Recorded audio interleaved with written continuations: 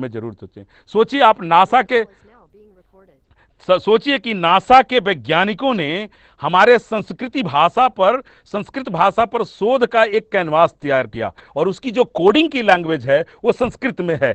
अगर हम वहां पर जाकर के वो विद्वान हमारे विषयों को लेकर के शोध कर सकते हैं तो हमें गर्व होता है कि नासा की ऐसी एक शोध है। क्यों हम अपने लेवल पे शोध करके गर्वान्वित महसूस करने का जो मोमेंट है भारत देश की धरती से और भारतीयता के दृष्टिकोण से हम नहीं दे सकते क्या? ये एक सोचने का विषय है जिस पर हमें लगता है कि विचार करने की आवश्यकता है। तो मुझे लगता है कि इसलिए ये नई शिक्षा नीति बनाई गई जिसमें एक शोध की एक बहुत महत्वपूर्ण धारणा विकसित की गई है जिसमें हम सभी लोगों को काम करना चाहिए।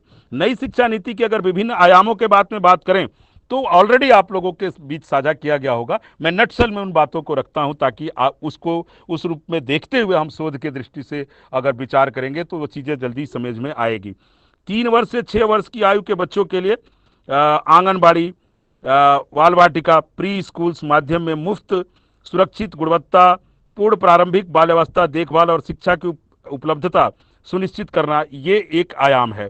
दूसरा आयाम प्रारंभिक शिक्षा को बहुस्तरीय खेल और गतिविधि आधारित बनाने की प्राथमिकता दी गई है इस पूरे शिक्षा नीति में। राज्य सरकारों द्वारा 2025 तक प्राथमिक विद्यालयों में कक्षा 3 तक के सभी बच्चों को बुनियादी साक्षरता और संख्यात्मक ज्ञान प्राप्त करने हेतु इस मिशन के क्रियान्वयन की योजना तैयार की गई है। ये बड़ा महत्वपूर्ण है, ये जानना बहुत जरूरी है। पाठ्यक्रम और मूल्यांकन संबंधी सुधार की भी इसमें पूरी पूरी व्यवस्था की गई है। मुझे लगता है कि उस पर भी ध्यान देने की जरूरत है। मैं पूरा डिटेलिंग में नहीं जाऊंगा क्योंकि इन विषयों पर ऑलरेडी बहुत बातचीत हो चुकी होगी, मुझे उम्मीद है। कुछ ऐसे अगर आप लोगों के कुछ इस तरह के प्रश्न होंगे तो जरूर मैं बातचीत करूंगा। शिक्षण व्यवस्था से संबंधित सुधार की भी इसमें बहुत बेहतरीन व्यवस्था की गई है। 2022 तक शिक्षकों के लिए राष्ट्रीय व्यावसायिक मानक एक विकसित करने की बात की गई है। राष्ट्रीय अध्यापक शिक्षा परिषद द्वारा के परामर्श पर आधारित एक अध्यापक शिक्षा हेतु राष्ट्रीय पाठ्यक्रम की रूपरेखा का विकास करने का एक योजना रखा गया है। और 2030 तक अध्यापन के लिए न्यूनतम डिग्री योग्यता 4 वर्षीय एकीकृत बीएड डिग्री का होना, जो आप लोग देख रहे हैं कि कई सारे जगहों पर अब इसको अपनाया भी जा रहा है और उसको लागू करने की कार्य योजना तैयार की जा रही है। उच्च शिक्षा से संबंधित प्रावधान इसमें बहुत सारे हैं। एक समग्र पूरा शिक्षा नीति है जिसके बारे में बातचीत कर रहा हूं। नई शिक्षा नीति के तहत उच्च शिक्षण संस्थानों में सकल नामांकन अनुपात में को 26.3 यानी 26.3% से बढ़ा करके 50% तक करने का लक्ष्य रखा गया है। इसके साथ ही देश के उच्च शिक्षण संस्थानों में 3.5 करोड़ नई सीटों को जोड़ा जाएगा, ऐसी इसके अंदर व्यवस्था की गई है। मुझे लगता है कि अपने आप में बहुत महत्वपूर्ण कार्य है। नई शिक्षा नीति के तहत स्नातक पाठ्यक्रम में मल्टीपल एंट्री एंड एग्जिट की व्यवस्था की गई है। 3 या 4 वर्ष के स्नातक कार्यक्रम में छात्र कई स्तरों पर पाठ्यक्रम को छोड़ सकते हैं और उसके अनुरूप डिग्री भी प्राप्त कर सकते हैं। तो मुझे लगता है कि इस विषय पर भी हमें जानने की और समझने की एक बहुत बेहतर समझ पैदा होती है। इन सभी विषयों को हम शिक्षकों को, शोधार्थियों को, आम जन तक लेके जाना है ताकि उच्च शिक्षा के क्षेत्र में और खासकर बालिका महाविद्यालय में मैं बोल रहा हूँ, मुझे इस बात की खुशी है कि यहाँ पर इस तरह का आयोजन किए जा रहे हैं और यहाँ से जो मैसेज एक जाएगा, जो एक संदेश जाएगा, बालिकाओं के इनरोलमेंट रेशियो में डेफिनेटली इंप्रूवमेंट होगा और होना चाहिए। ऐसा हम समृद्ध भारत, हमारे वहाँ सोचिए कि लोग रिजर्वेशन की बात करते हैं, अलग अलग रिजर्वेशन की बात करते हैं। हमारे पुरातन संस्कृति का एक छोटा सा उदाहरण है कि हम अपने वहाँ शक्ति को पहले रख करके पूरी संरचना करते हैं। शक्ति हमारे लिए पूज्य है, तो शक्ति को अगर ध्यान में रख करके हम बात करें, शिक्षा नीति वो हमें वुमेन एम्पावरमेंट की वो पूरी स्पेस प्रोवाइड करती है जहाँ पर हमारी महिलाएं ही इस देश की नीति नियंता बनेंगी और उसके आधार पर सारी कुछ बेहतर ढंग से प्लॉट कर पाएंगी। और ये सच्चाई भी है। क्या हम में से कोई इस बात से असहमत हो सकता है कि जिस तरीके से जिस विभाग में महिलाएं नीति नियंता हैं वो विभाग अपने आप में सुदृढ़ और ज़्यादा मजबूत दिखाई देता है, चाहे वो किसी भी क्षेत्र में हो, चाहे अनुसंधान का ही क्षेत्र क्यों ना हो। लेकिन धीरे धीरे ये मानसिकता केवल एक इंटेलेक्चुअल एक्सरसाइज बन के ना रह जाए, वो ग्रास रूट पे जाए। शोध की इसलिए आवश्यकता नई शिक्षा नीति में है, इतनी ज़्यादा प्लेटफॉर्म दी गई है, इतना ज़्यादा स्कोप भी दिया गया है, तो इस तरफ भी हमें ध्यान देने की आवश्यकता है और हम इसको ध्यान दे भी रहे हैं। उसके बहुत सारी नई शिक्षा नीति के तहत एक एमफिल कार्यक्रम को समाप्त कर दिया गया है। तो एक तरह से देखें तो रिसर्च के लिए शुरू से ही, मास्टर के टाइम से, ग्रेजुएशन के टाइम से ही आपको एक सेंस डेवलप होता है तो आपके कॉलेज से लेकर के तमाम जगहों पर इस तरह का एक स्कोप बनता है। नई शिक्षा नीति के सामने ऐसा नहीं है कि वो बिल्कुल आदर्श शिक्षा नीति है, इसलिए एक एक उसमें कुछ चुनौतियां हैं जिसको समझने की भी हमें आवश्यकता है। लेकिन ये जरूर है कि ये शिक्षा नीति ऐसा है जो आदर्श शिक्षा नीति की तरफ आपको ले जाएगी, ये जानना हम लोगों के लिए बहुत जरूरी है। एक तो ये कि इस बात की एक शंका जाहिर किया जा रहा है कि अगर इस तरह की शिक्षा नीति आएगी तो कहीं वो महंगी शिक्षा तो नहीं हो जाएगी। मुझे लगता है कि इस शंका को दूर करना चाहिए। ये चुनौती एक एक लग रहा है कि इसमें एक महंगी शिक्षा या इकोनॉमिकल बेस पर क्या वो वीकर सेक्शन के लिए इतना होगा कि वो हायर एजुकेशन में जा पाएगा, तो वो एक शोध का विषय है। और मैं आपको दावे के साथ कह सकता हूं कि जिस तरीके से एक समग्र शिक्षा नीति बनाई गई है, ये जो शंका जाहिर की जा रही है ये गलत एक शंका है। इसके ऊपर थोड़ा सा विचार करने की और शोध करने की आवश्यकता है। दूसरा, शिक्षकों का पलायन, क्या इस शिक्षा नीति से शिक्षकों का पलायन होगा, एक दूसरी शंका है, एक चुनौती भी है।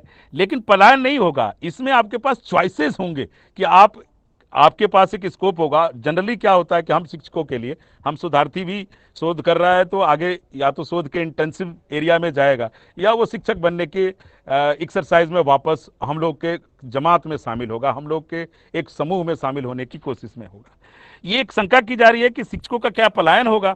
नहीं, पलायन नहीं होगा, आपको बेहतर शिक्षा मिले, बेहतर शिक्षक मिलेंगे जो शिक्षा के समझ को या शिक्षा की समझ की फलक को बढ़ाएंगे। तो ये जानना भी हमारे लिए महत्वपूर्ण है। ये शंका की जो एक गुंजाइश है, लोग जो शंका कर रहे हैं या अलग अलग जगहों से जो प्रश्न आ रहे हैं, इस पर भी हम जब पढ़ेंगे तो इस पर शायद लगाम लग सकता है।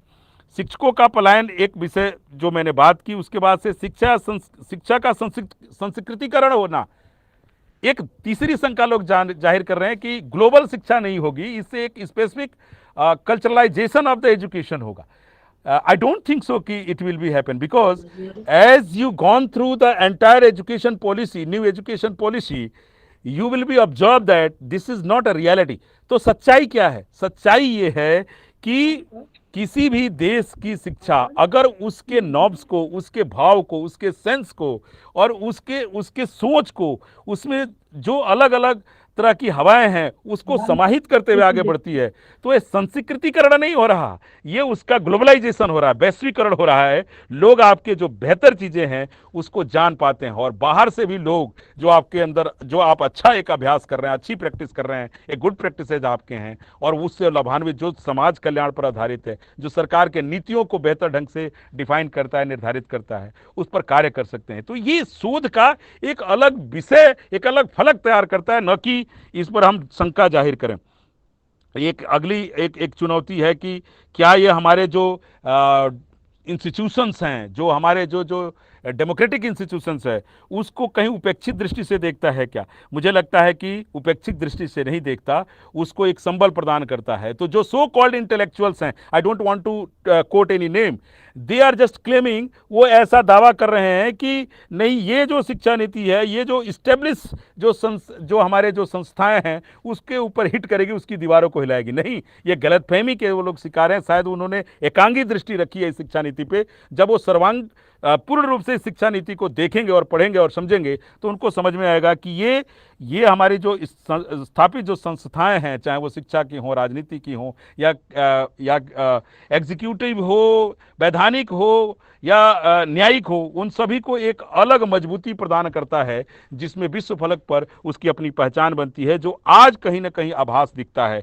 तो मुझे लगता है कि वो एक इस पर बात करने की जरूरत है। नई शिक्षा नीति के तहत IITs, NEET की बात, नीट की बात की गई है। नई शिक्षा में शोध की अगर बात करें, मैडम ने इनिशियली काफ़ी बोला था, उसके बारे में दो चार 10 लाइन जो बोला था, मैं बताता हूं कि विश्व बौद्धिक संपदा संगठन WIPO के अनुसार भारत में अनुसंधान का खर्च का बड़ा हिस्सा केंद्र सरकार 45.5% उसका वहन करती है और 41.4 के लिए उद्योग क्षेत्र जिम्मेदार है।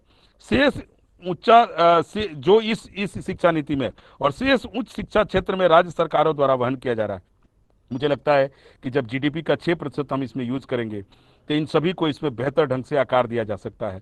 और शिक्षा के क्षेत्र में जो बजट है, जो जो पूरी संपदा है, उसको आगे बढ़ाया जा सकता है। नई शिक्षा नीति के तहत राष्ट्रीय अनुसंधान कोष के नेतृत्व में शोध को बढ़ावा देने का एक प्रावधान रखा गया है, जिसको मुझे लगता है कि सभी को उसका लाभ मिलेगा, सभी शोधार्थियों को, सभी शिक्षकों को उसका लाभ मिलने वाला है। नई शिक्षा नीति के तहत सरकार विश्वविद्यालय, शोध संस्थान एवं उद्योग क्षेत्र के साथ मिलकर देश में शोध के क्षेत्र में विकास का काम करेगी, ऐसा उसमें प्रोविजन रखा गया है। मुझे लगता है कि जो लोग इस पर किसी भी दृष्टि से अगर इसको देखें तो ये ज़्यादा बेहतर नज़र आ रही है। और इस दृष्टि से हम लोगों को उस तरफ अगर ध्यान हम दें तो मुझे लगता है कि अपने आप में ये बेहतरीन एक शिक्षा नीति है, और उसको हमें जितना भी आगे बढ़ाने की कोशिश करना पड़े, उसे हमें आगे बढ़ाना चाहिए। एक और प्रश्न जो मैं आप लोगों के साथ साझा करना चाहता हूं कि इसमें हम लोग को जरूर इस बात को देखना चाहिए। पांचजन्य का 3 अगस्त 2021 का एक कोट है। पांचजन्य जो हमारा एक पत्र है, हाँ, उसने एक बहुत अच्छी भविष्यवाणी की है। मैं वो कोट कर देता हूं कि हाल ही के व्यावसायिक भविष्यवाणियां यह संकेत भी दे रही हैं कि 2030 और 32 तक भारत दुनिया की तीसरी बड़ी अर्थव्यवस्था 10 ट्रिलियन बन जाएगा। यह लक्ष्य केवल प्राकृतिक संसाधनों की मदद से हासिल नहीं हो सकता, बल्कि इसमें अहम भूमिका होगी ज्ञान के जरिए विकसित संसाधनों की, और ज्ञान जो अर्जित होगा वो शोध के माध्यम से होगा। तो मुझे लगता है कि शोध के लिए एक बहुत बड़ा स्कोप आप लोगों को मिलने जा रहा है इस नई शिक्षा नीति में। और व्यावसायिक प्रशिक्षण पाठ्यक्रम का एक बहुत बड़ा मैकेनिज्म तैयार किया गया है इस शोध शिक्षा में। तो स्किल्ड लोग तैयार होंगे। और देखिए, माननीय प्रधानमंत्री ने ऑलरेडी इसके ऊपर एक इनिशिएटिव ले लिया था अपने पहले टेन्योर में, और अब उसको परिमार्जित करके उसके एक नए आयाम तक उसको ले जाने की कोशिश की गई है। विषय चुनने की जो आज़ादी है वो आपकी रुचि पैदा करती है, वो आपको दिखाती है कि किस तरीके से रुचिकर ढंग से आप विषयों को समझेंगे और अपने विषय के हिसाब से, क्योंकि जिस विषय में, जिस भाषा में आप सोच सकते हैं, उस भाषा में आप बहुत अच्छा अनुसंधान भी कर सकते हैं। दिक्कत क्या है कि हम लोगों की जो सोचने की जो क्षमता है वो अपनी भाषा तो है, लेकिन रिसर्च करने की जो भाषा है वो बदल जाती है। तो वहाँ थोड़ी सी दिक्कत होती है। मुझे लगता है कि इसमें इस स्तर पर बहुत अच्छा एक प्रोविज़न रखा गया है, और उसमें हमें अपने कार्यों को लेकर के विदेशी विश्वविद्यालय अब भारत में कार्य कर सकेंगे, और हम अपने कार्यों को वहाँ पर दिखा पाएंगे या हम वो शोध कर पाएंगे। तो एक प्रतियोगिता, एक हेल्दी कंपटीशन डेवलप होगा, जिससे कि हमारा अपने आप में बहुत बड़ा एक हमारी एक सोचने की और समझने की, अनुसंधान को परखने की एक समझ बढ़ेगी। तो ये बहुत ज़रूरी है, और हमें इसके ऊपर ज़रूर बातचीत करना चाहिए। मुझे लगता है कि ये अपने आप में ही बहुत कुछ कहता है। एक और चीज़ जो मैं आपसे साझा करना चाहता हूं कि इसमें 5+3+3+4 के बारे में ऑलरेडी आपको बताया गया होगा। 3 लैंग्वेज फार्मूला के बारे में बहुत सारी बातें आपसे की गई होगी, क्योंकि मैं जानता हूं जो पूर्व वक्ता आए होंगे उद्घाटन सत्र में इसके ऊपर बातचीत बहुत बेहतर ढंग से जरूर किया गया होगा। मैं उम्मीद करता हूं कि ये जरूर है। हमारे सरसंघचालक महोदय, पूजनीय सरसंघचालक महोदय का भी इसमें शोध को लेकर एक मत है, बहुत खूबसूरत मत है। मैं जरूर साझा करना चाहूँगा। राष्ट्रीय स्वयंसेवक संघ की मांग लंबे समय से रही है कि देश की शिक्षा प्रणाली का भारतीयकरण होना चाहिए।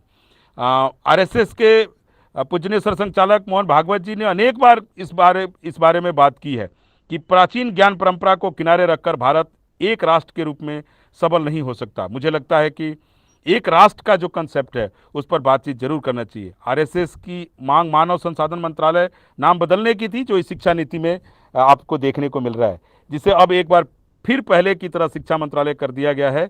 वैदिक गणित, दर्शन, प्राचीन भारतीय परंपरा से जुड़े विषय को अहमियत देने के बारे में शिक्षा नीति में मैकेनिज्म तैयार किया गया है। इनको तार्किक और वैज्ञानिक आधार जांचने के बाद जहां प्रासंगिक होगा वहां पाठ्यक्रम में सम्मिलित किया जाएगा। तो आप लोगों के जो आवश्यक जो सुझाव भी होंगे उसका प्रोविजन भी किया गया है कि समय और हालात के हिसाब से इसको और बेहतर बनाया जा सकता है। शुरुआत में जो राष्ट्रीय एकता के बारे में राष्ट्रीय स्वयंसेवक संघ इसके बारे में सोचता था, अपनी दूरदृष्टि रखता था, उसमें पूरा मेहनत करके, क्योंकि ये वैश्विक स्तर पर हमारे लिए बहुत जरूरी है, वो बातचीत इसमें शामिल करने की एक कोशिश की गई है, जो देश की संपूर्ण विकास को सुनिश्चित करता है, शोध के एक नए फलक को आयाम देता है। प्रथम फाउंडेशन की सीईओ डॉक्टर रुक्मणी बनर्जी की एक राय है इसके बारे में, इस शिक्षा नीति के बारे में, वो मैं आपसे कोट करूं कि 5वीं का बच्चा तीसरी की किताब नहीं पढ़ सकता, चौथी के बच्चे को जोड़ना और घटाना नहीं आता। आज की जो शिक्षा नीति के संदर्भ में उन्होंने बोला है, अक्सर प्रथम की ओर से तैयार की गई असर की रिपोर्ट में भारत की शिक्षा व्यवस्था के लिए ऐसी रिपोर्ट्स आती थी, लेकिन क्या नई शिक्षा नीति के लागू होने के बाद ये रिपोर्ट बदल जाएगी? बीबीसी की एक रिपोर्ट बताती है कि अगर यह शिक्षा नीति आती है तो जिस तरीके से प्रावधान किया गया है, जिस तरीके से शोध आधारित इसमें नीतियों को और पाठ्यक्रम को लाया गया है, ये जो ऊपर की रिपोर्ट है निश्चित रूप से बदल जाएगी। पंजाब हिमाचल के कुछ इलाकों में प्री प्राइमरी में इस समय ये लागू की गई है और उसका एक पायलट स्टडी की जा रही है। 5+3+3+4 पर काम चल रहा है और उसका रिजल्ट जैसे ही आएगा वो आप लोग के लिए एक उत्साहवर्धन का काम करेगा। मुझे लगता है कि इन सब विषयों पर प्रोफेसर अनिल सदगोपाल जो शिक्षाविद रहे हैं, उन्होंने भी इस विषय पर चर्चा करने की कोशिश की और उन्होंने नई शिक्षा नीति को एक सर्वांगीण शिक्षा नीति के तौर पर और एक महत्वपूर्ण शिक्षा नीति के ऊपर अपने अपने विचार रखते हुए कहा है कि यह शिक्षा नीति एक ऐसे शिक्षा नीति है जिसके माध्यम से हम अपने तमाम लक्ष्यों को, जो पुरातन काल में रह गए थे और देश को शिरोमणि बनाते हैं, पूरे विश्व में मानव कल्याण हेतु एक शोध का नया फलक खोलते हैं, उसको हम प्राप्त कर पाएंगे। प्रोफेसर राकेश सिन्हा जो राज्यसभा सांसद हैं, वो मानते हैं कि ये पहली बार है कि शिक्षा नीति को व्यापक परामर्श से तैयार कर बनाया गया है। इसमें खामियां हो सकती है, लेकिन जितने भी सुझाव इसमें आए हैं उसका मंथन किया गया है और मंथन करके एक समग्र शिक्षा नीति बनाई गई है। तो इन सभी आधारों पर, और विदेशों से कुछ लोग ऐसे हैं जिन्होंने इस शिक्षा नीति को शोध पर एक महत्वपूर्ण एक शिक्षा नीति बताई है और उस शिक्षा नीति को ध्यान में रखते हुए मुझे लगता है कि समय की एक सीमा भी है और मैं और भी कुछ अगर इस तरह के अगर इंटरेक्टिव अगर कुछ सेशन होगा तो हम उस पर ज़्यादा बातचीत कर पाएंगे। मैं अपनी बाड़ी को यहाँ विराम देने की अध्यक्ष जी से अनुमति चाहता हूँ और मुझे उम्मीद है कि ये जो भी मैंने वक्तव्य, जो भी अपने अनुभव मैंने साझा किए हैं, वो कहीं न कहीं जो भी शोधार्थी या जो भी शिक्षार्थी सुन रहे होंगे उनको किसी न किसी रूप में प्रेरित करेंगे और नई शिक्षा नीति को किस तरीके से उपयोग में लाना है या उसका किस तरह इम्प्लीमेंटेशन करना है या उसमें शोध की कौन कौन से विभिन्न आयाम हो सकते हैं, उस पर किस तरीके से बातचीत और आगे बढ़ाई जा सकती है, वो एक प्रकाश जरूर डालेगी और उनका एक प्रयास इसके तरफ जरूर अग्रसर होगा। बहुत बहुत धन्यवाद। बहुत बहुत धन्यवाद सर। आज आपने पूरी जो नई शिक्षा नीति है उसमें अनुसंधान और उसके अलावा प्रारंभ से आपने जो स्कूल शिक्षा से जो बदलाव हुए उस पर बड़ी गंभीर चर्चा की और आपने ये कहा, देखिए कहीं भी शोध तभी विकसित हो सकते हैं उस वातावरण में जहाँ की शोध की परंपरा रही। और आपने कहा कि हमारी जो भारतीय ज्ञान परंपरा है उसमें शोध था और उसको हम आज नई शिक्षा नीति के माध्यम से विकसित कर रहे हैं। आपने उन शंकाओं की भी बात की, उन चुनौतियों की भी बात की जो लोगों के द्वारा उठाई गई थी, लेकिन आपने तुरंत केवल चुनौतियां उठाई ही नहीं, उनका समाधान भी प्रस्तुत कर दिया। जैसे आपने कहा कि शिक्षा महंगी हो सकती है, आपने कहा कि शिक्षकों का पलायन होगा, ऐसे लोगों की शंका आई थी, लेकिन तुरंत निराकरण भी किया कि नहीं, पलायन नहीं होगा। अब शिक्षा में वही लोग आएंगे, शिक्षक वही बनेंगे जो इस क्षेत्र में आगे जाना चाहते हैं, अनुसंधान भी वही करेगा जो इस क्षेत्र में जाना चाहता है अपनी अभिरुचि के हिसाब से। और जब व्यक्ति अभिरुचि के हिसाब से काम करता है, अपनी मातृभाषा में काम करता है, जिस भाषा में सोचता है उसमें काम करता है, तो निश्चित ही उस वो जो अपना देता है वो सर्वश्रेष्ठ देता है। तो ऐसा होगा और निश्चित तौर पर हमारी नई शिक्षा नीति देश में एक बड़ा बदलाव लाएगी, शिक्षा में एक बड़ा बदलाव लाएगी। बहुत बहुत धन्यवाद सर। अब मैं अध्यक्ष के उद्बोधन के लिए मैडम को आमंत्रित करूं, उसके पहले जो हमारे प्रतिभागी हैं, जैसा कि सर ने कहा कि ये एक चर्चा सत्र हो जाए और यदि किसी के मन में कोई शंका है तो निश्चित तौर पर स्वागत है। मैं डॉक्टर नीलम दुबे को आमंत्रित धन्यवाद मैडम।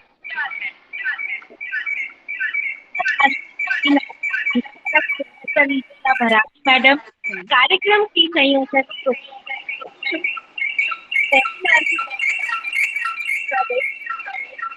डॉक्टर दिलीप कुमार, नीलम दुबे रानी दुर्गावती विश्वविद्यालय से सादर अंतर। सर आप हम अपनी चालू करते हैं तो आपका ये होता है, आप चालू करते हैं तो मतलब एक बार में एक चालू। सर मैं ये जानना चाहती हूँ कि पहले के समय में यदि कोई प्रथम श्रेणी से उत्तीर्ण हो जाता था तो विद्यार्थी के साथ उसके परिजनों के साथ पूरी कॉलोनी खुशी मनाया करती थी, परंतु अब जब बच्चे को मास्टर डिग्री में भी 80% आ जाते हैं तो भी उन्हें कम लगते हैं, वो मानसिक रूप से इतने परेशान हो जाते हैं। तो इसके लिए क्या शिक्षा नीति में कुछ है? और साथ ही सर कि हम लोग जब हिंदी साहित्य के विद्यार्थी थे तो हमारे बहुत मेहनत के इतने परसेंट नहीं बन पाते थे, तो आजकल 87 पास बच्चों की बन रहे हैं, क्योंकि मूल्यांकन का स्तर अब गया है या फिर छात्रों का स्तर बढ़ गया है। तो सर इसमें कुछ नई शिक्षा नीति। जी एक मेरी आवाज आ पा रही है क्या? जी सर।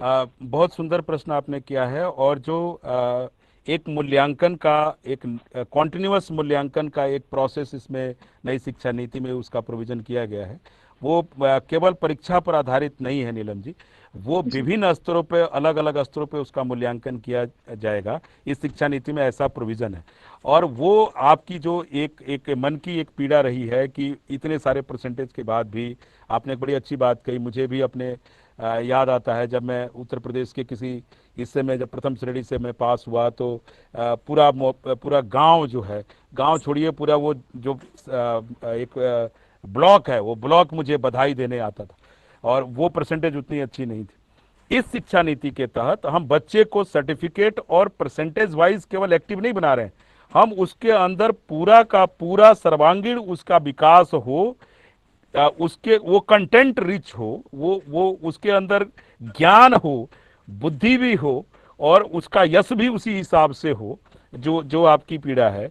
ऐसा प्रोविजन है। शायद यही कारण है कि इस शिक्षा नीति का जो शुरू से स्ट्रक्चर, मैंने कहा कि उस पर मैंने विस्तार से बात नहीं किया क्योंकि मुझे शोध पर बात करनी थी। शोध की प्रक्रिया में ये बात तय की गई है, आप चाहें तो उसको आगे भी पढ़ करके शोध करें, कि मूल्यांकन का एक अलग अलग स्तर पर एक प्रोविजन रखा गया है, एक विधान रखा गया है, और वो मूल्यांकन की जो नीति है, ये शिक्षा नीति आपको इतना समृद्ध करती है उस मूल्यांकन के स्तर पे कि जब बच्चा वहां से निकल करके बाहर जाएगा तो आपको लगेगा कि हाँ, इस बच्चे के अंदर कुछ विशेष है। जो बात एक दूसरा आपने एड्रेस करने की कही कि बच्चों का स्तर बढ़ गया है या शिक्षा का स्तर घट गया है, जो आपके समय में बच्चों का स्तर था या हम लोगों का, हम जब बच्चे थे तो स्तर था, आज भी हम लोग बच्चे ही हैं, किसी न किसी रूप में सीखते ही हैं, वही आज के, हाँ टेक्नोलॉजी उसमें आ गई है, सच्चाई है, उस सच्चाई के साथ ही हमें चलना पड़ेगा। तो टेक्नोलॉजिकल इनकॉर्पोरेशन जरूर हुआ है, लेकिन जो माइंडसेट है, जो एक्सपेंशन ऑफ माइंड है, जो कहते हैं कि 3.5 पाउंड का माइंडसेट होता है मेल में और 3.75 का फीमेल में, वो आज भी वैसे ही है। तो उस दृष्टि से अगर देखें तो शिक्षा जो हमारा है वो व्यवसायिकीकरण के तरफ गया, तो हम डिग्री होल्डर बच्चों को बनाते चले गए, लेकिन एक अच्छे नागरिक के रूप में हम उसको विकसित नहीं कर पाए। उसका बौद्धिक स्तर जो है, वो शैक्षिक स्तर बढ़ गया लेकिन बौद्धिक स्तर घट गया। लेकिन इस शिक्षा नीति में इस दोनों का सामंजस्य स्थापित करने की कोशिश की गई है, जिससे वर्ल्ड सिनारियो, जो वैश्विक स्तर पर हमारे विद्यार्थी नाम कमा सकें, और वैश्विक स्तर पे जो नए ट्रेंड हैं शिक्षा के, उसमें भी, उसके प्रतियोगिता में भी पिछड़ ना पाए। ये दोनों ही व्यवस्था की गई है, तो बड़ा सुंदर एक प्रोविजन है इस पूरे शिक्षा नीति में। स्मृति मैम, एक प्रश्न अगर आप मैं चाहूंगी कि नीलम दुबे शासकीय मानकुर बाई कॉलेज की शोधार्थी थी, अब रानी दुर्गावती विश्वविद्यालय में वर्तमान में। बहुत ही सुंदर प्रश्न जो आपने पूछा, उसका सर ने उत्तर दिया। अब दूसरे शोधार्थी यदि इनके मन में कुछ शंका है तो हमारे मुख्य अतिथि नीलम जी आपके प्रश्नों का उत्तर न्यायोचित रहा नहीं रहा? श्रुति मैम एक प्रश्न मेरा भी है, अगर आप अनुमति दें। अवसर दिया प्रश्न पूछने के लिए। स्मृति मैम यहाँ आपसे उपस्थित निवेदन है, एक प्रश्न मेरा भी है, अगर आप शोधार्थी अनुमति बोलना दें। चाहते हैं। जी अब मैं बहुत ही सम्मान के साथ आमंत्रित कर रही हूँ हमारी आज के कार्यक्रम की अध्यक्ष प्रोफेसर रश्मि चौबे मैडम। स्मृति मैम एक प्रश्न मेरा भी है, अगर आप थोड़ा सा स्थान दे दें। मैं स्मृति मैम एक प्रश्न ले सकते हैं क्या? मैडम का एक प्रश्न है, ले सकते हैं क्या? ले लीजिए सर, बिल्कुल जी। धन्यवाद स्मृति मैम। डॉक्टर दिलीप कुमार जी के उद्बोधन से मैं बहुत उद्वेलित हो गई हूँ और मेरे मन में एक प्रश्न आ रहा है, और प्रश्न महिला शक्ति से संबंधित है। मानकुंवर बाई महाविद्यालय में 3000 के लगभग महिला विद्यार्थी हैं, 50 लगभग महिला शिक्षक हैं, और जब देश के आंकड़े सामने होते हैं तो 50% जनसंख्या जो है वो महिला शक्ति है, 50% वोटर हैं, 50% अभिभावक के रूप में हैं। जब जीडीपी की बात होती है तो उनका योगदान 50% नहीं है, इसीलिए उनको सशक्त करने के प्रयास सदैव किए जाते रहे हैं। और अब जब ये महिला जो ये राष्ट्रीय शिक्षा नीति की बात हो रही है, तो मैं यहाँ पर सर ये थोड़ा सा मेरी उत्सुकता है, जिज्ञासा है कि महिला जो रिसर्चर हैं, चाहे वो विद्यार्थी के रूप में हो चाहे वो शिक्षक के रूप में है, क्या उनको ध्यान में रख करके कुछ प्रावधान किए गए हैं क्या? जी, बड़ा सुंदर प्रश्न है, अनुसंधान से संबंधित है और खासकर महिलाओं से संबंधित अनुसंधान के लिए इस पूरे शिक्षा नीति में क्या कोई विशेष विधान किया गया है क्या? ये शायद प्रश्न मैं जो समझ पा रहा हूँ। जी सर, बिल्कुल इसमें विशेष प्रावधान किया गया है। इसमें शुरुआती स्तर से लेकर के एक अलग ग्रांट की व्यवस्था की गई है। अगर महिला शोधार्थी अगर किसी दूर दराज क्षेत्र में है और किसी कारण से वो शोध करने में सहज नहीं है, बहुत सारे कारणों का निवारण भी किया गया। मैं आपको एक स्टेप आगे बढ़ करके बता रहा हूँ कि महिला शोधार्थी कई कारणों से, मैं उन कारणों का नाम नहीं लेना चाहूँगा, कई बार मेल डोमिनेटेड होने के कारण बहुत सारे विश्वविद्यालयों में कई शोधार्थी जानबूझ करके डिफरेंट एक्सप्लॉयटेशन के डर से अपने शोध प्रक्रिया से अलग हट जाती हैं। लेकिन एक शिक्षा नीति में इस तरह की पूरा व्यवस्था किया गया है कि किसी भी महिला को किसी भी स्तर पे शोध को नहीं छोड़ना पड़ेगा, और यदि किसी प्रकार की उसको कहीं दिक्कत है तो उसका निराकरण कहाँ होगा, इसका भी विधान किया गया है। और इसके अतिरिक्त भी इस शिक्षा नीति में एक प्रोविजन और भी रखा गया है कि अगर कहीं कुछ बेहतर आपको सुझाव लगता है कि इससे बेहतर इम्प्लीमेंट करने में मदद मिल जाएगी शिक्षा नीति में, जिसमें कि देश की आधी आबादी को हमें एक सहूलियत मिल सके, उसके लिए सुझाव हमेशा ही आमंत्रित है। लेकिन मेरा जो अपना अध्ययन रहा है, जिस अध्ययन के आधार पर मैं आपको बता रहा हूँ, ये जो 2-3 बुलेट पॉइंट मैंने बताए हैं, उसमें एक विशेष प्रावधान लिखा गया और उसमें कई स्तर पे विभिन्न नामों से, विभिन्न देश के जो अग्रणी लोग रहे उनके नामों से महिला विद्यार्थियों, शोधार्थियों या शिक्षकों के लिए शोध की प्रक्रिया में अलग अलग प्रोविजन और विधान दिया गया है, जिससे ये इंश्योर हो सके, जो ये सुनिश्चित कर सके कि महिला शोधार्थी एक बेहतर योगदान दे सके, जो हमेशा से देती रही है। जी सर, बहुत बहुत धन्यवाद। Thank you sir. अब और कोई शोधार्थी प्रश्न पूछना चाहते हैं, प्रतिभागी प्रश्न